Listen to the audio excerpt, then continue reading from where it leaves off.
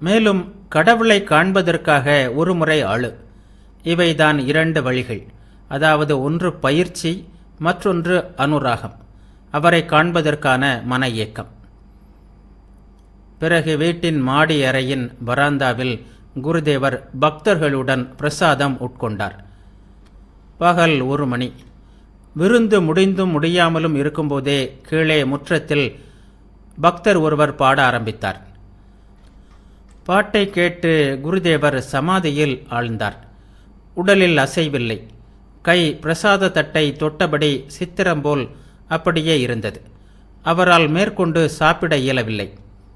நீண்ட நேரத்திற்கு பிறகு சமாதி நிலை சிறிது சிறிதாக கலையத் தொடங்கியது. அப்போது அவர், நான் கீழே போக வேண்டும், நான் கீழே போக வேண்டும் என்று கூறினார். ஒரு பக்தர் மிகவும் கவனமாக அவரை கீழே அழைத்து சென்றார்.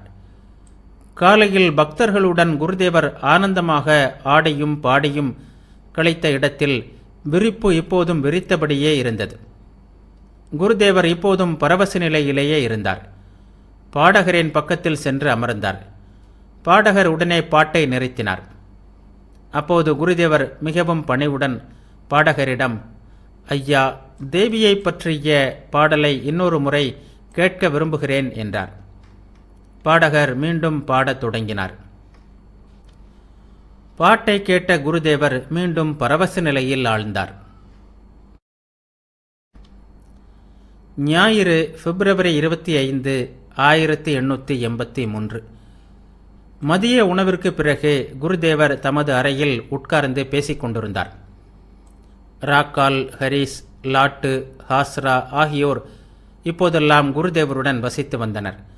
ராம், கேதார், நித்திய கோபால், மா முதலிய பக்தர்கள் கல்கத்தாவிலிருந்து வந்திருந்தனர். சௌத்ரி என்பவரும் வந்திருந்தார். சௌத்ரியின் மனைவி சமீபத்தில் காலமாகிவிட்டிருந்தார். மன ஆறுதலுக்காக அவர் குருதேவரை காண அடிக்கடி இங்கு வருவதுண்டு. அவர் படித்து பட்டம் பெற்றவர், அரசாங்க வேலையில் இருப்பவர். ஸ்ரீராமகிருஷ்ணர் ராம் முதலிய பக்தர்களிடம் கூறினார், ராக்கால், நரேந்திரன், பவநாத் இவர்கள் நித்திய சித்தர்கள். பிறவியிலிருந்தே ஆன்மீக உணர்வு பெற்றவர்கள். மக்களுக்கு போதிக்கவே இவர்கள் உடல் தரித்துள்ளனர். கிருபாசித்தர்கள் என்ற மற்றொரு பிரிவினர் உண்டு. இவர்கள் உயர்ந்த வகுப்பை சேர்ந்தவர்கள். இவர்களுக்கு திடீரென்று இறையருள் கிடைக்கிறது. உடனே இறைக்காட்சி பெறுகிறார்கள், ஞானம் பெறுகிறார்கள்.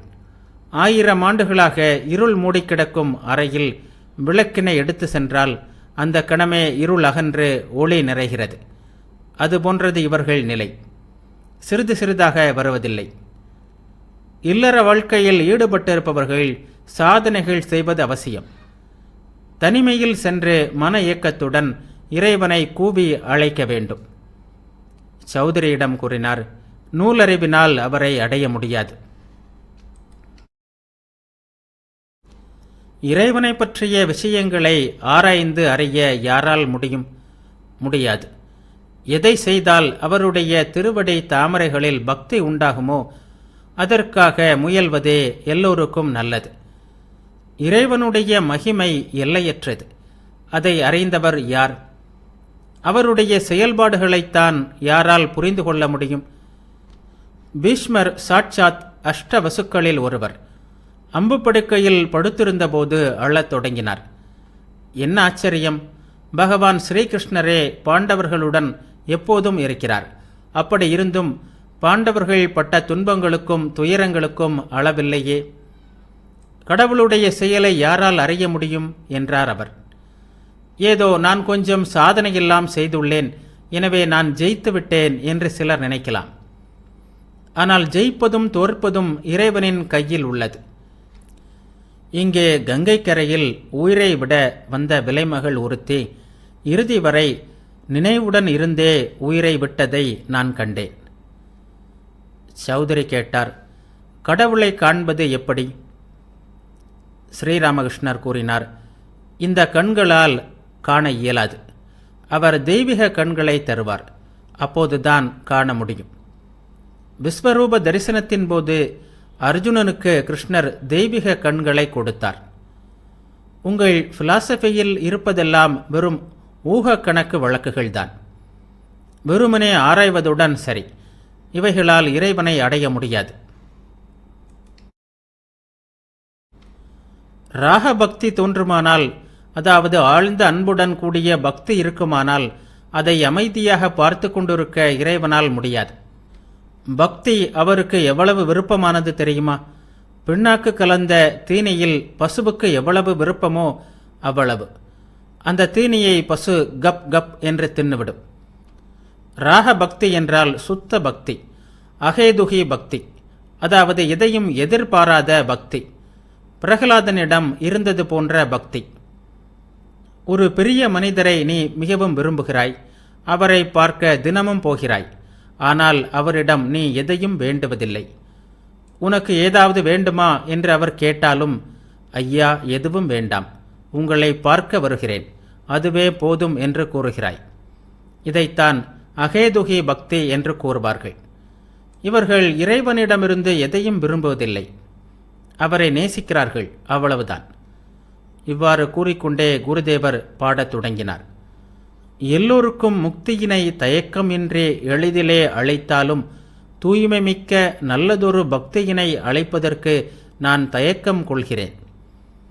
சுருக்கமாக சொன்னால், நமக்கு வேண்டியதெல்லாம் இறைவனிடம் ஆழ்ந்த பக்தி, விவேகம், வைராக்கியம் இவைதான். சௌதரி கேட்டார், சுவாமி, குரு இல்லாவிட்டால் ஆன்மீக வாழ்க்கை பலன் அளிக்காதா? ஸ்ரீராமகிருஷ்ணர் கூறினார், சச்சிதானந்தம்தான் குரு. சப சாதனை செய்து இஷ்ட தெய்வத்தின் காட்சி கிடைக்கும் வேளையில் குரு தோன்றி, இதோ பார் உன் இஷ்ட தெய்வம் என்று கூறுகிறார். பிறகு இஷ்ட தெய்வத்தில் அவர் ஒடுங்கி விடுகிறார். குரு யாரோ அவரே தான் இஷ்ட தெய்வம். இஷ்ட தெய்வத்தை நோக்கி நாம் செல்வதற்கு அடியெடுத்து கொடுப்பவர் குரு. பெண்கள் அனந்த விரதத்தை அனுஷ்டிக்கின்றனர், ஆனால் விஷ்ணுவை பூஜிக்கின்றனர். அவரில் இறைவனின் எல்லையற்ற உருவங்கள் அடங்கியுள்ளன. ராம் முதலிய பக்தர்களிடம் கூறினார், எந்த தெய்வத்தை தியானிக்க வேண்டும் என்று கேட்டால், எந்த தெய்வம் உங்களுக்கு பிடித்திருக்கிறதோ அந்த தெய்வத்தை தியானம் செய்யுங்கள் என்பேன். ஆனால் எல்லாம் ஒருவரே என்பதை அறிந்து கொள்ளுங்கள். யாரையும் வெறுக்கக்கூடாது. சிவன், காளி, ஹரி எல்லோரும் ஒருவரின் பல்வேறு வடிவங்கள். எல்லாவற்றையும் ஒன்றென்று அறிபவன் பேறு பெற்றவன். புறத்திலே சிவன், அகத்திலே காளி, வாயிலே ஹரிநாமம். சிறிது காமம், கோபம் முதலியவை இல்லாமல் உடல் நிலைக்காது. எனவே நீங்கள் இவற்றை குறைக்க மட்டுமே முயல வேண்டும். கேதாரை காட்டி, இவர் நல்லவர், நித்தியத்தையும் ஒப்புக்கொள்கிறார், லீலையையும் ஒப்புக்கொள்கிறார். ஒரு புறம் பிரம்மம், அதே வேளையில் தெய்வீக லீலை, மானிட லீலை என்று எல்லாவற்றையும் நம்புகிறார். ஸ்ரீராமகிருஷ்ணர் மனித உடல் தாங்கிய அவதார புருஷர் என்பது கேதாரின் கருத்து. நித்திய கோபாலை குறித்து குருதேவர் பக்தர்களிடம், இவன் உயர்ந்த நிலையில் இருக்கிறான் என்றார். நித்திய கோபாலிடம் கூறினார், நீ அங்கே அடிக்கடி போகாதே, எப்போதாவது ஒரு முறை போ. பக்தையாக இருக்கலாம், ஆனாலும் அவள் பெண் அல்லவா? ஆகவே எச்சரிக்கையாக இரு. துறவியரின் நியதிகள் கடுமையானவை. பெண்களின் படத்தை கூட பார்க்கக்கூடாது. ஆனால் இல்லறத்தார் விஷயத்தில் அப்படி இல்லை. பெண்கள் எவ்வளவுதான் பக்தி உடையவர்களாக இருந்தாலும் அவர்களுடன் துறவி நெருங்கி பழகக்கூடாது. மனத்தை எவ்வளவுதான் கட்டுப்படுத்தியவராக இருந்தாலும் உலக மக்களுக்கு எடுத்துக்காட்டாக இருப்பதற்காக இந்த விதிகளை துறவி பின்பற்ற வேண்டும். துறவியின் முழு துறவைக் கண்டு உலக மக்கள் துறக்க கற்றுக்கொள்வார்கள். இல்லையென்றால் மேலும் மேலும் மூழ்கி போவார்கள். துறவி ஜெகத்குரு ஆகிறார்.